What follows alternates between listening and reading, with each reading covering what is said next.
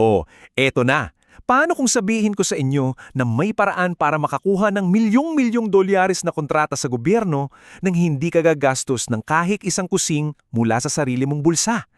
Sa pagtalakay natin ngayon, ibibigay ko sa inyo ang step-by-step na formula para magawa yan.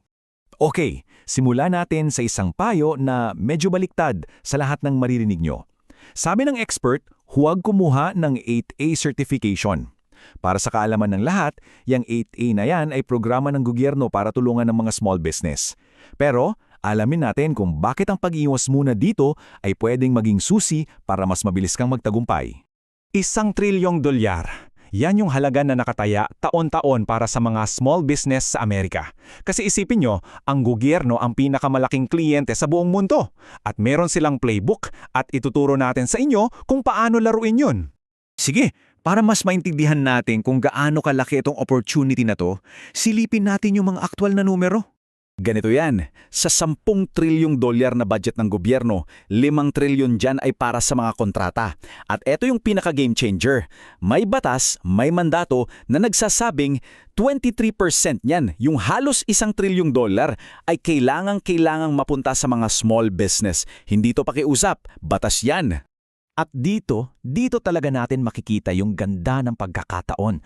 Kasi sa 36 na milyong small businesses sa buong Amerika, 61,000 lang, 61,000 lang ang nakarehistro at sumasali sa laro. Grabe yung agwat, di ba? At dyan mismo sa butas na yan tayo papasok. Okay, alam ko iniisip nyo. Ang ganda pakinggan pero wala akong pera. Paano ako magsisimula? Yan ang number 1 na hadlang, di ba? Kaya pag-usapan natin kung paano mo gagawin to kahit walang-wala kang puhunan. Well, may isang simpleng-simple pero napaka-powerful na proseso na hindi gumagamit ng pera mo kundi ng pera ng ibang tao at ng isang batas na pabor sa'yo. Ito yung magic trick, Net 30 Arbitrage. Ganito yan kasimple. Step 1, mananalo ka ng purchase order sa gobyerno. Step 2, gamit yung PO na yan o order ka ng produkto sa supplier pero utang muna. Step 3, ipapadala ng supplier mo yung produkto diretso sa gobyerno. Step 4, magi-invoice ka at babayaran ka ng gobyerno. At step 5, tsaka mo palang babayaran yung supplier mo. Yung sobrang pera, sayo na yun. Zero cash out. At ang nagpapagana sa buong sistema na to, itong Prompt Payment Act. Ito yung sumisira sa kasabihan na mabagal magbayad ng gobyerno. Dahil sa batas na to, may 15 days lang sila para bayaran ka. Pag na-late sila, may interest pa yan. So yan ang alas natin. Okay, so paano natin to gagawin sa totoong buhay? Ito na yung playbook. At tandaan nyo, hindi to komplikado. Laro lang to ng tamang-tamang research. Itong sinabi ni Kevin Jennings, ito na yung buong strategy sa iisang pangungusap.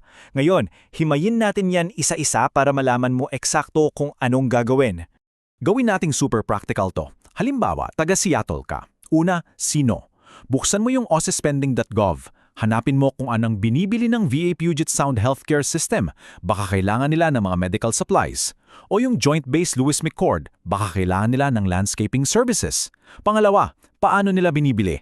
Credit card ba agad para sa maliliit na bagay o malaking kontrata? Makikita mo lahat yan. Pangatlo, kailan?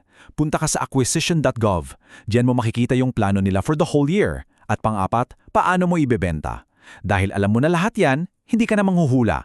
Diretso ka na sa tamang tao, may dala-dala ka ng tamang impormasyon. Okay, huling piraso na ng puzzle, pero napaka-importante. Paano ka maglalagay ng presyo para siguradong ikaw ang manalo sa bid? Dito tayo may malaking advantage dahil pera ng taong bayan yan. Required silang ipakita kung magkano ang binayad nila sa lahat ng bagay noon. Walang taguan. At yan ang superpower mo. So yung formula, sobrang simple. Titingnan mo sa usaspending.gov. Magkano ba yung huling kontrata para sa janitorial services sa isang federal building dyan sa downtown Seattle? Sabihin nating $50,000 yun last year. Ang starting point ng bid mo ay dyan, dagdagan mo lang ng konti para sa inflation. Ganun lang. Bihirang-bihira silang magbayad ng mas mababa kesa sa binayaran nila nung nakaraang taon.